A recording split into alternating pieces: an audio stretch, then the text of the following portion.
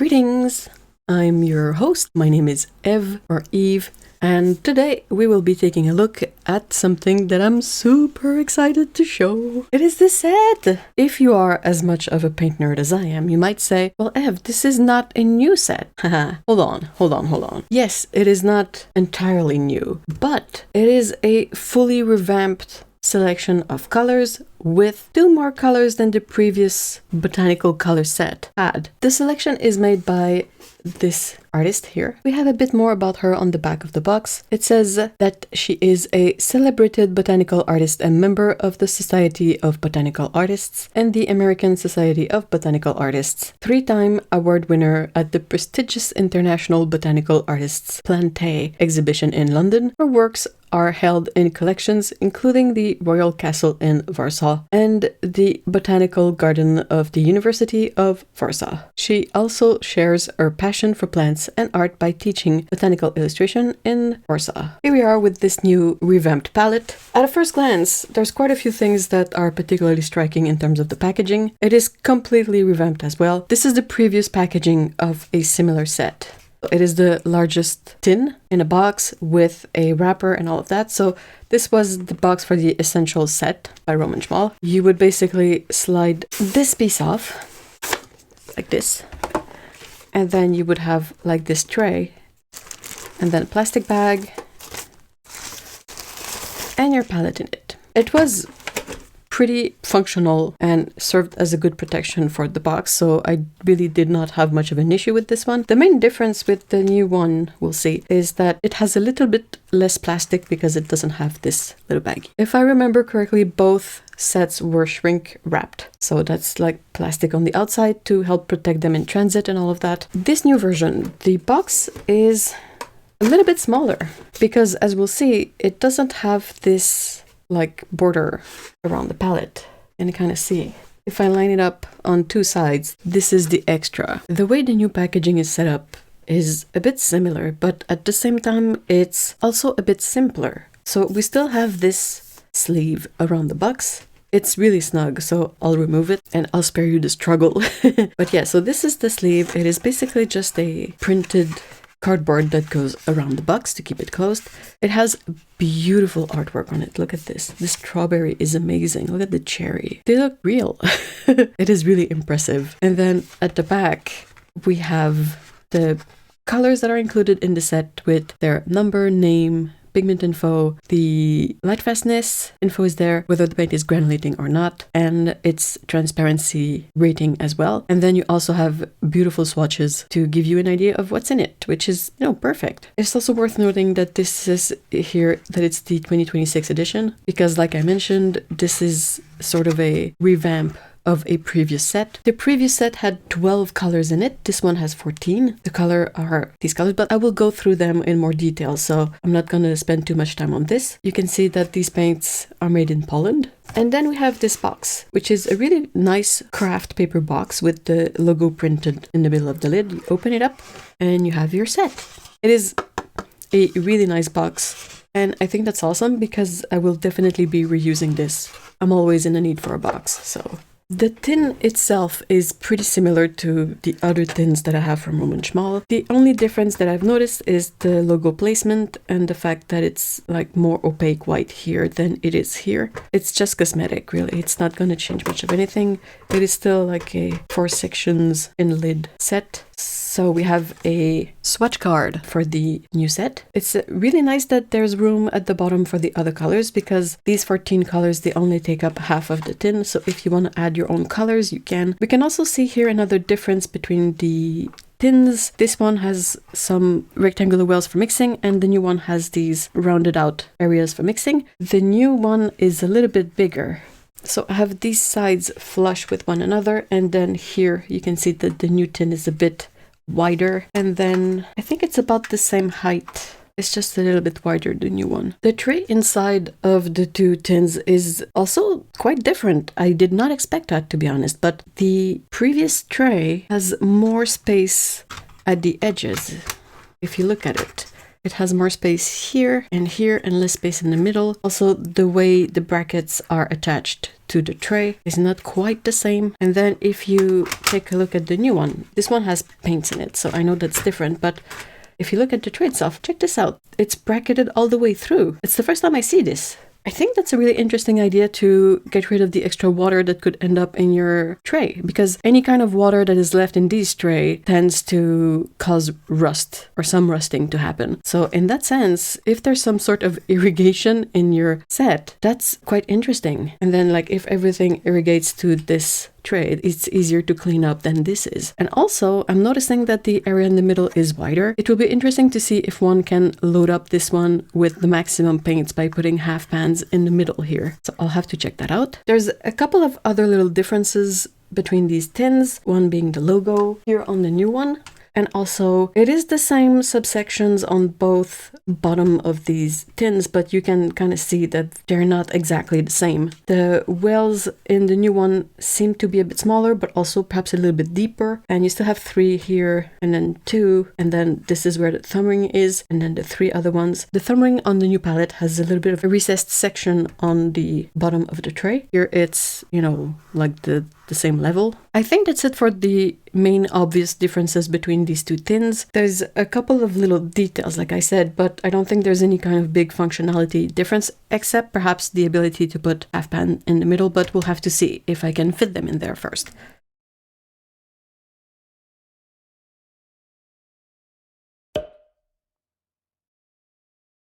Now, for this botanical set, it comes with 14 colors, like I said. We have the swatch card here with the space to add an extra 14 colors at the bottom. And there's one thing that I really enjoy of the SZMAL set is that the pans are not wrapped up in the sets, so that saves you the time to unwrap everything. You still have to label the colors because it's a good habit to have. You don't want to end up with a bunch of pans that you don't know what colors they are. And you might say, well, this is my first and only set of paint, so I don't really need to label them. But at some point you might end up having more paints and then switching things around and then, and you end up with pans that you don't know what they are. Do not ask me how I know that. So I will be doing some swatching, I will be doing some mixes, and we will talk some more about this set, but I wanted to give you a really thorough tour of the whole tin first, and I will be right back with some swatches and more info. Let's start by taking a look at the colors that are in this new version of the palette. All in all, if we look at this set, we get 14 full pans. 12 of the 14 colors are single pigment paints. This is a professional range of watercolor paints. And as we look at this selection of colors, there's quite a few things that are very noticeable from the beginning. First of all, this set doesn't really have any kind of earth tones. It also doesn't really have a green. It has the perylene green, but it is such a muted color. And if you want to get technical about it, it is a black pigment. So what we end up with is a selection of like 3 yellows here. We have a significant selection of red and magentas, a selection of blue colors, and also a few convenience colors or secondary colors like the orange here and the purple and the green somewhat, perhaps even the perylene violet. You have quite a few sort of jewel tone colors in here, if you'll allow me to say that, like if you take the nickel azo gold, the perylene violet, the indigo, the green, and perhaps even the pyrrole ruben, you get something that is muted but also very deep and still very vibrant colors. I will be going through each color, starting with lemon yellow. This color is number 204 within the Aquarius range from SZMAL. It is named lemon yellow, and it is made from pigment PY61, which is named Pigment Yellow 61. If we look at this pigment in terms of its more generic information online, you will find that this is a pigment that is said to have a good light fastness. There is not any kind of reading for opacity, there is no info. And then if you look at the information from SZMAL, you see that it's a pigment they say is light fast, moderately staining, that has no granulation, and that is semi-transparent. As a paint, and in this case a single pigment paint, it is only available from SZMAL. If you look at my mixes and my little card here. So the color on its own is a kind of somewhat neutral yellow. You can see here that it is indeed somewhat opaque because we can see it on the black paper. However, you can still see the paper through the color, so this would make it like a semi-opaque color.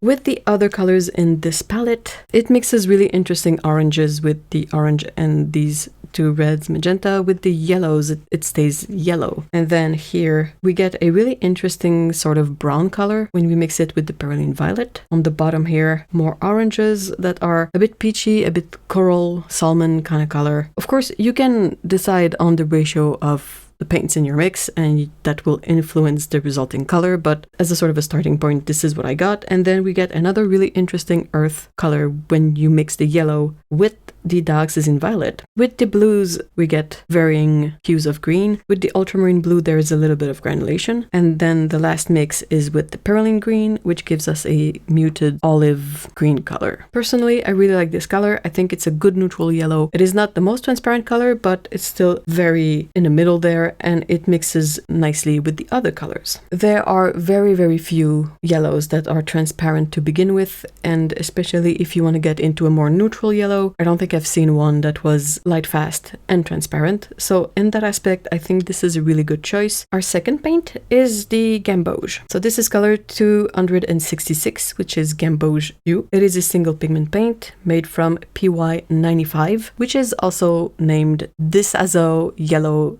GR. The information that I found online say that it's a pigment with a good light fastness. There's again not a lot of info on the opacity, and again, as a single pigment paint, you can only find it from Roman SZMAL. Now, within the Roman SZMAL range, they say this paint is light fast to very light fast. It is moderately staining, has no granulation, and is semi-transparent. If we compare it to the yellow from just before, they don't look the same on the black paper. So in my head, my personal classification of stuff, I would say that this yellow is semi-opaque, and then our Gamboge is definitely semi-transparent. I know it's a bit of an added distinction that many brands don't make, but I like having 4 levels of transparency to sort out my paints. On the black paper, there is a little bit of paint left, but it's almost fully transparent. And then if we look at it mixed with other colors, so again, if you mix a yellow with other yellows, you get more yellows. And if you mix it with orange and reds, you get really interesting orange. The warmer orange here, by mixing it with the PO36, the benzimidazole orange, is really interesting. Then you get some that are a bit more orange, a bit more muted. We get another earth color with the perylene violet, and a vibrant orange with the quinacridone rose. In the bottom here, again, more oranges, another earth color, another brown when mixed with the dioxazine violet, and then greens again with the blues, and a slightly different green with the perylene green. Overall, again, a really interesting array of colors here. Mostly oranges, mostly greens, but I really like that we've already found 2 browns by doing our mixes. The next color is color number 380. It is Nickel Azo Gold, and this one is a mix of 2 pigments. So we have PY150, which is Nickel Azo Yellow. On its own, it's a pigment that has a very good to excellent light fastness, and that they say is semi to fully transparent,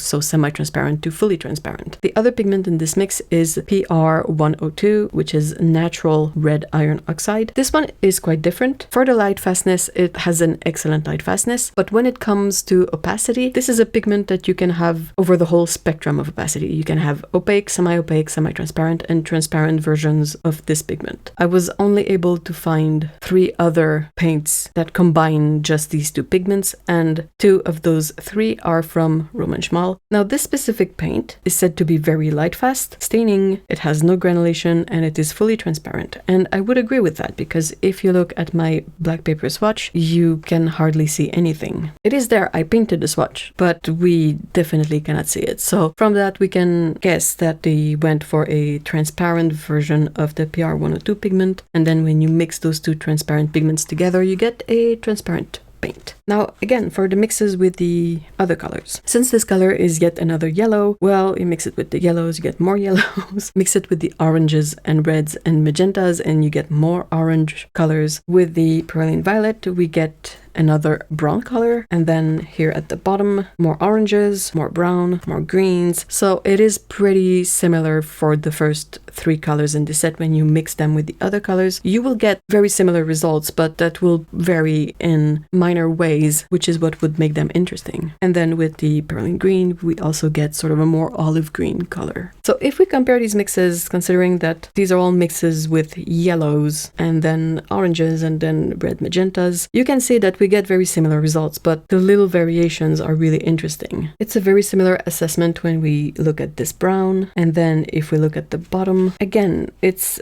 very similar. There's not differences that are very drastic, but depending on the effect you want to achieve, you might be able to find the exact nuance that you want. And finally, with the Perylene Green, you can see that you have a really interesting range of variations by mixing it with these first 3 yellows in the set. Now with our orange, this is the only orange in this set. It is color number 208, benzimidazole orange, pigment P036. The pigment's name is benzimidazolone orange HSL. The information that I found online about this pigment told me that this is a pigment with excellent light fastness that can be found in semi-opaque to semi-transparent versions. It is a somewhat common pigment. There's not a lot of paints made from this pigment, but it's not rare either. I came up with about 15 colors featuring this as a single pigment, and from what I was able to tell by looking at the swatches on Sun and Colors, this seems to be a pigment that is indeed very light fast, because they showed no change between the original color and then after it was exposed to sun. Now within this paint range, this paint is said to be light fast to very light fast. It is a staining color that is moderately granulating and that is semi-transparent. If we look at it on the black paper here, it is indeed not fully transparent because we see the color. Whether it's semi-transparent or semi-opaque might be up to you and your personal preferences. For me, I would say semi-opaque, but it is indeed not a transparent paint. Now, if we look at it with the yellows, we saw it on the yellow sheets, but it mixes really interesting oranges, and then mixed with the magentas and the reds, you get different versions of magentas and reds.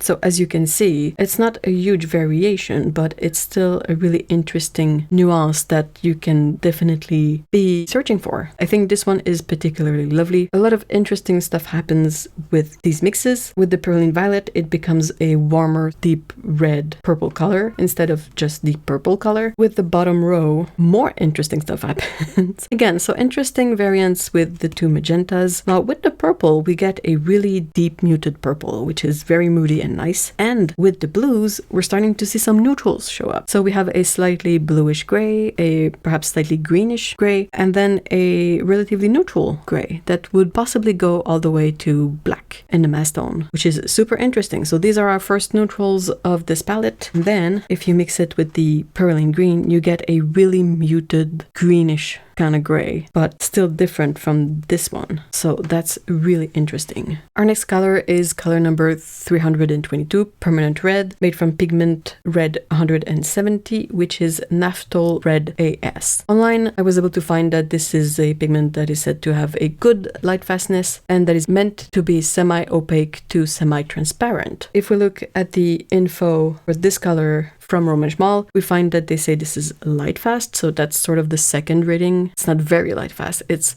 light fast. It is staining, it has no granulation, and it is semi-transparent. There is about 41 single pigment paints made with this pigment, and from what I was able to find online, they have minor hue variations between them, but they still come out very similar to this color. For this one, the rating of good light fastness or just being light fast seems to track with the swatches that I saw online on the Sun and Colors website, because you can see a light but still noticeable fading in the swatches that have been exposed to sunlight. Now for our mixes here, so this is a red, so we are gonna see a whole lot of nuance variations with the mixes here. We saw all of these in the previous sheets, the oranges and the sort of more peachy red that you get with the orange. The color on its own, they say semi-transparent, but again, personally, I would put it as more semi-opaque. I don't know if that's visible on the camera, I hope so, but it seems to be more semi-opaque. It is quite visible on the paper.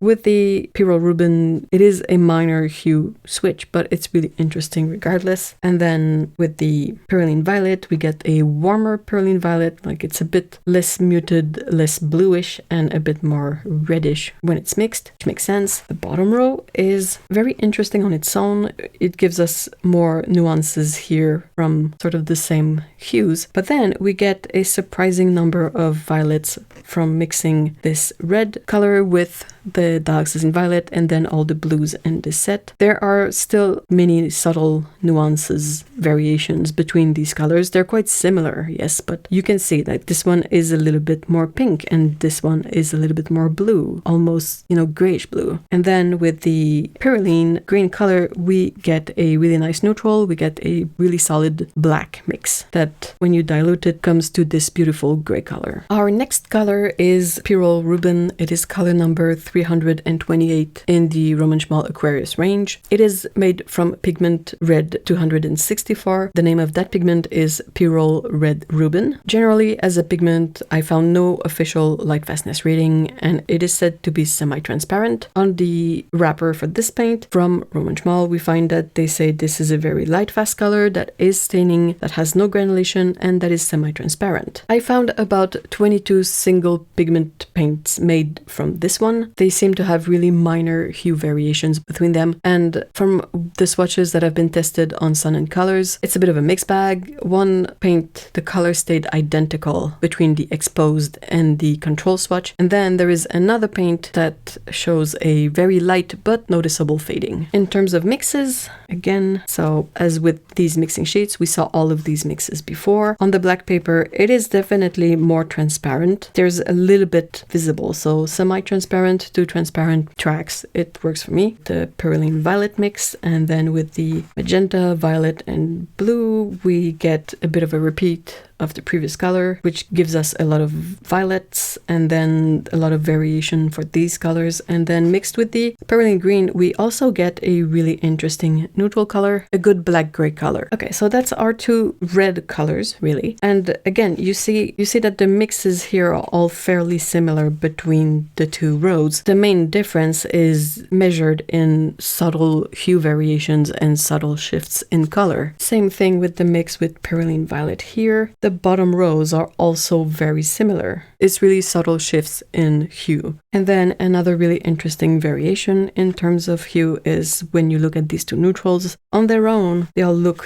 fairly perfectly neutral, but when you compare them, you can see really subtle shifts. Like this one is perhaps a little bit more greenish. Again, it could be my ratio of paint that influences this result, but there is very minor variations that you can definitely pick and choose to get the full effect that you want. The next one that we're going to be looking at is the Perylene Violet. This is color number 402, named Perylene Violet. It is made from pigment violet 29, which is also named Perylene Violet. My general information about this one say that it has excellent light fastness and that it can be found as a semi-transparent to transparent pigment. On the Roman SZMAL wrapper, they say that it is indeed a very light fast color, that it is staining, that it has no granulation, and that it is a transparent version of the pigment. I was able to find about 15 single pigment paints made from this one, again with very minor hue variations. The tested swatches on Sun and Colors for this one show no noticeable fading, so it would seem that the excellent light fastness is indeed quite reliable as a rating for this one. In general, I feel like this particular Perylene Violet is a little bit less intense than other ones you may be able to find. I feel like we can't go as dark in the mass tone as I've seen other paints do. When it comes to the mixes, so we've seen all of these before, but it's really interesting to see them next to each other. This really highlights all the gradation and the variation in hue that you find with these colors, and then,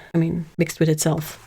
And then our bottom row here, again, you have a really cohesive palette because this is a good, perhaps mother color if you want a more limited palette, meaning that the colors stay very cohesive, they stay very similar, very close to one another. So like dark, muted magentas and violets and purples. And then when you mix it with the Perylene green, you get another neutral, another black color. So far we've seen about 3 paints that when you mix them with the Perylene green can give you a neutral, which is really practical. Overall, I think this is one of the most interesting mix sheet from this particular set, not because it has insane variety, but rather the opposite. This is a very muted, moody, jewel tone kind of palette, but very interesting as well because you end up with sort of yellows here and then reds or magentas and then blues. So you kind of have a muted primary palette from these mixes and a really good neutral. If we compare this neutral to the other two neutrals, again, it's very minor differences. What would perhaps be more relevant would be if you shift your mix towards a specific color. In this case, perhaps if you mix it towards the other color that is not the perylene green, then you would get more variations. But so far, these three are almost interchangeable. Our next color is number 381. It is named Quinacridone Rose. And this is a peculiar one because it doesn't really have a pigment code or number. So the best I can tell you is what is offered as information from SZMAL with this paint. So it is said to be very light fast, to be moderately staining, it has no granulation, and it is semi-transparent. Now, if you look at the mixes here, again, we saw all of these before, and then this one too, but still very interesting mixes, right? Beautiful oranges, a lot of variation in terms of peachy colors, reds, magentas, purple. And then if we look at the bottom, oops. Yeah, that's a bit better. If we look at the bottom here, now this one cracked me up because you're basically mixing magenta with magenta, but these are significantly different. So the resulting color is a subtle variation for sure, but it is still a really interesting variation. And then you get some really interesting violets and purples again when mixed with the dioxazine violet and the blue colors. And then with the perylene green, we get a bit of a pinkish neutral color. It's like a pinkish gray kind of color, which is also really interesting. So far, we really have a palette of soft nuances, which I think is handy when it comes to botanicals. You can really color match your reference. As far as the opacity of this paint goes, I would agree with the semi-transparent rating. It is definitely semi-transparent to transparent. Like, we see some of the pigment left on the black paper, but it is such a faint amount that I would put this somewhere in between semi-transparent and transparent. The next color is the second magenta of this set. It is color number 332, Quinacridone Magenta. This is pigment red 122, which is also named Quinacridone Magenta. So for this one, my online sources say that it is sort of officially rated with poor light fastness,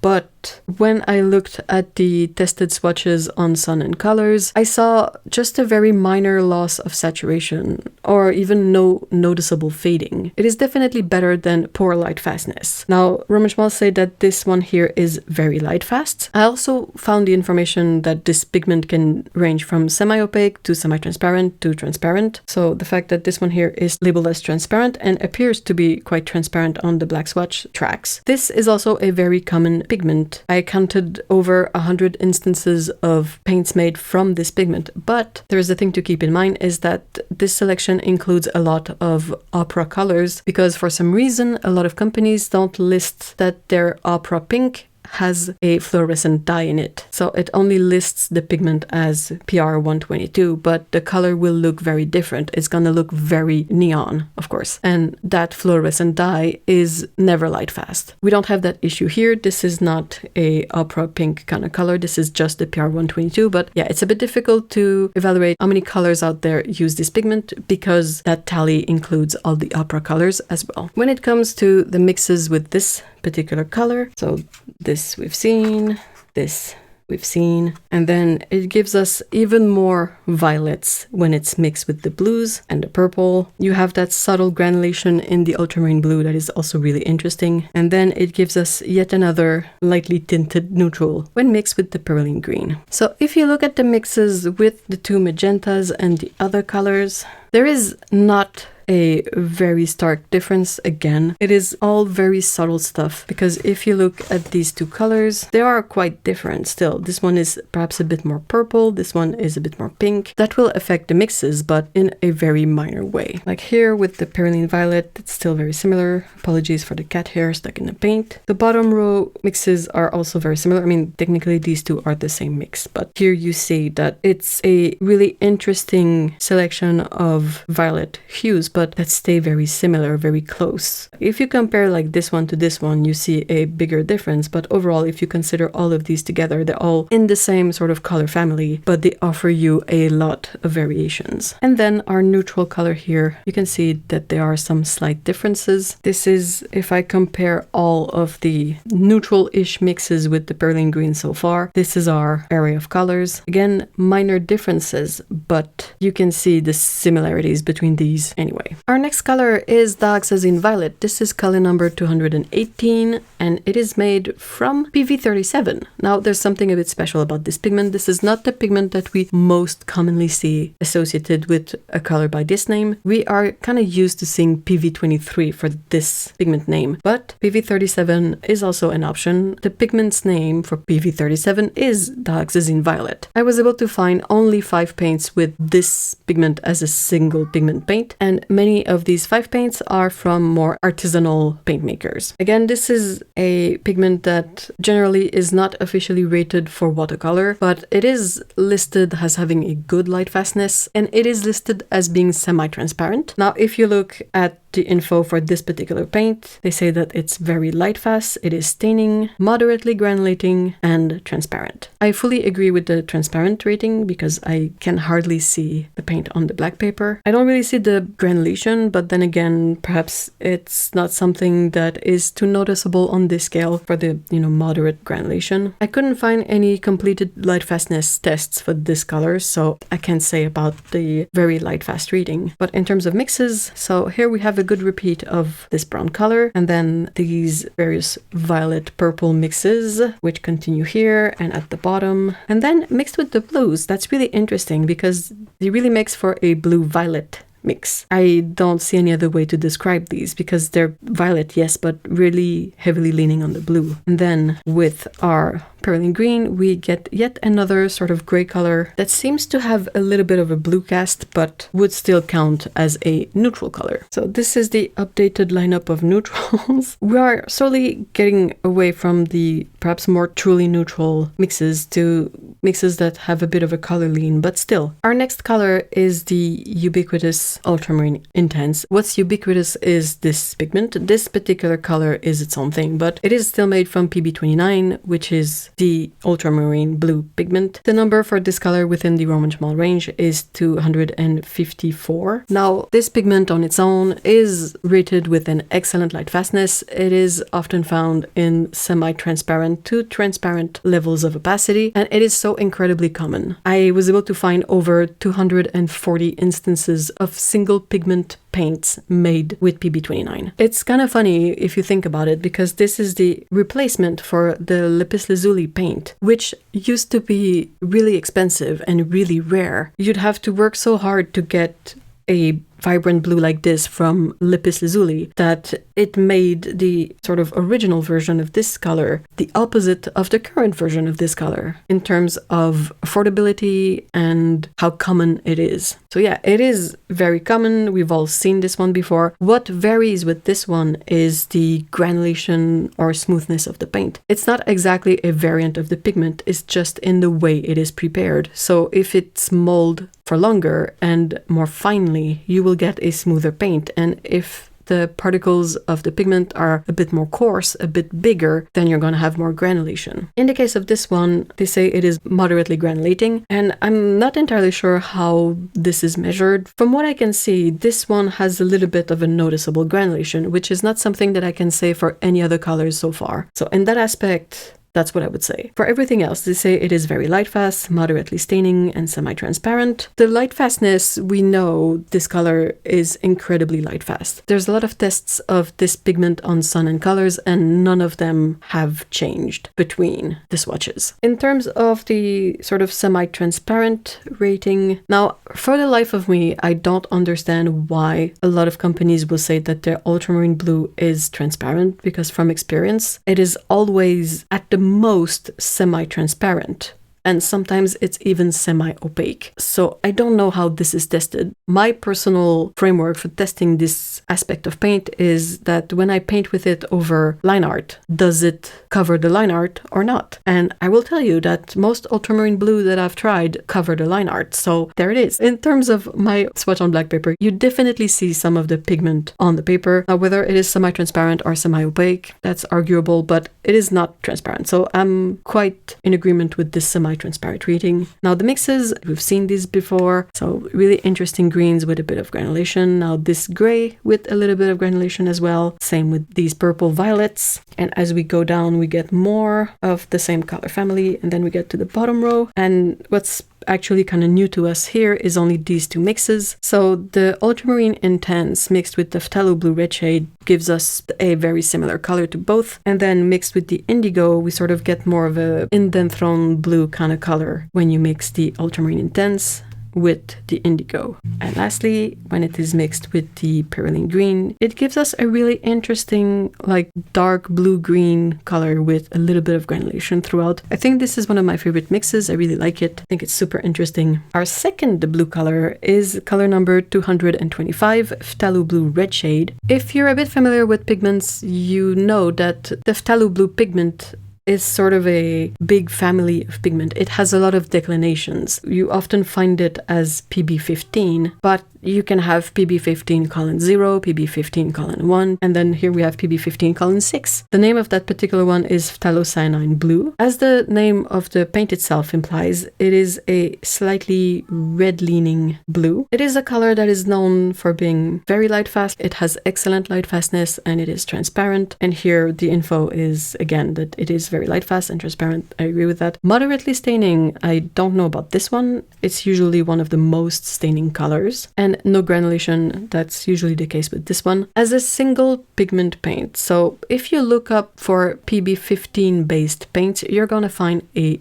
lot of them. But if you look specifically for this one, the PB15:6, I found about 12 colors that have this pigment as a single pigment paint. From all the light fastness swatches that I've seen, all the tests that I found, it doesn't change at all from the control swatch to the tested swatch, so it is indeed very light fast. And then our mixes, so these we've seen. I have the return of this gray here, that is quite nice. And then the violet purples go down here, then mixed with the blue. Since we've seen both blues here, this is something that I find a bit puzzling about this set, and I'm not entirely sure why exactly this was the route or the road chosen, why they went this way, but these are sort of similar colors. And I know that this palette has a lot of similar colors, like here, you know, I get it, but why this one puzzles me a little bit more is because you have a green shade variant of this Phthalo Blue pigment.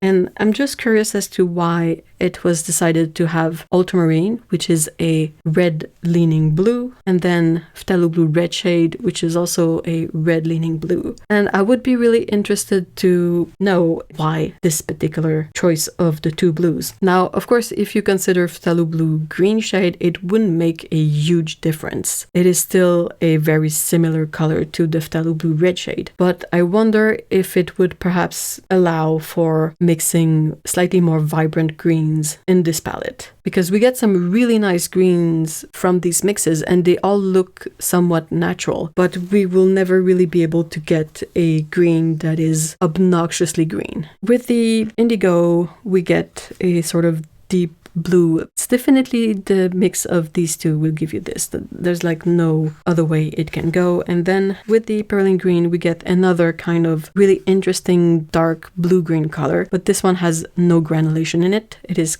quite even. And our last blue and penultimate color in this set is the Indigo Hue. It is color number 220. It is a hue, so it is not genuine indigo. This one is made from a mix of two pigments. We have PB60, which is Indanthrone Blue, and PBK7, which is Lamp Black. On their own, each of these pigments are rated with excellent light fastness, so it makes sense that the resulting color here would also be very light fast. Now, the Indanthrone Blue is often found from a semi-transparent to transparent state, whereas the Lamp Black is often found from an opaque to semi-opaque state. So when we mix those two, they say we get a semi-opaque color, but if I look at the swatch, I feel like this looks more transparent than semi-opaque. It is a heavily staining color and it has no granulation, which also tracks with the behaviors of these pigments in some way. Lamp Black can be granulating, but I guess you can also mold it very finely to have it smooth. Now, these two pigments are relatively common, but a paint made from mixing just these two, I was only able to find two colors, including this one, that are made from a mix of these two pigments. In terms of our mixes, so again, like I was saying, we have some beautiful natural muted greens here, a really interesting neutral, deep moody violets, and more of the same and more of the same. And then it slowly shifts from moody violets to blue violets to blue. The mix with the perylene green is also fairly similar to the previous mixes we saw with the blues and the perylene green, so a kind of dark blue-green color that's really interesting. If we compare the three blues in this set, so we see a lot of similarities again, but also some interesting little variations. Like this green, I feel, is a bit more different than the other ones we have here. And then this one too, with the granulation, is also really interesting. You get like some that are a bit more yellow, that are a bit more muted. Overall, fairly similar, but this is a palette that seems to be really built around the little details that you would get between nuances. Same here with this gray and then these violets. And then when you compare these, it's also really interesting, but also very similar. The bottom row is, more of the same. It's like a sort of a gradient of mixes. And lastly, perhaps the one that I find the most interesting to compare is these three here. Again, they're fairly similar. It is a thing of details, but we have a little bit of granulation with this one. And then this one is a little bit more blue, and this one is a little bit more muted. And this is the last color of this set. It is color number 409, perylene green, which is made from a black pigment, PBK 31, which is also named perylene green. This is another pigment that officially doesn't really have a rating for light fastness when used for watercolors, but all the tests that I've seen would rate it with excellent light fastness, and it is a pigment that is semi-transparent. As a single pigment paint, I was able to find at least 20 paints made from this pigment, and a bit like the perylene violet from earlier, I would say that the Roman SZMAL version of this pigment is perhaps a little bit weaker than other paints that I've seen made from this pigment. Again, that just means that the mass tone here doesn't go as dark as other versions of paints made with this pigment. So it is a paint that they say is moderately staining, that has no granulation, and that is semi-transparent. So it is remarkably not visible on the black paper. In person, I can see sort of a matte area where the paint is, but there is no way to know what color it is on there if I don't tell you. In terms of the mixes, we've seen all of these mixes from the other sheets, but now they're all together on this one. So here we can fully see the scope of the neutral colors that we can get, and the sort of darker blue greens, and then these really muted sort of olive greens. So it is a really interesting sheet for that, in the sense that it documents the range of neutrals you get from these colors, but also some other colors that you don't really get from the other mixes, basically. So that was a remarkable length of yapping for me. Thank you so much if you've made it all this way through the video. I really appreciate it. Now, I've shown you the mixes from this new edition of the Botanical set. I will also be working on making these mixing charts for the previous version of the Botanical set, so we will be able to compare somewhat. I don't know how exactly, but I'll find a way. And we will be able to see what are the main changes in terms of the mixes that you could make with the previous set and the mixes you can now make with the current set. On its own, I think it's a really interesting palette. I really like this kind of color selection. Even if there's a lot of sort of repetition in the mixes, I feel like when the mixes are all fairly similar, the difference then becomes the pigments not mixed. And in terms of this color selection, I kind of really like it. If it was just me deciding what to do with this palette, I might switch out the phthalo blue red shade for a phthalo blue green shade. But that's the only thing really that I can think of that I would perhaps fine-tune just a little bit to better fit me as an artist. Let me know what you think of this color selection of this palette. Was one of the sheets in particular your favorite mix? I would love to know, and I will be back as soon as possible with part 2 of exploring this palette, I guess. Again, thank you so much for watching. A huge thank you to Roman SZMAL for sending me this palette to play with, and I hope you have a great day. Take care. Bye bye.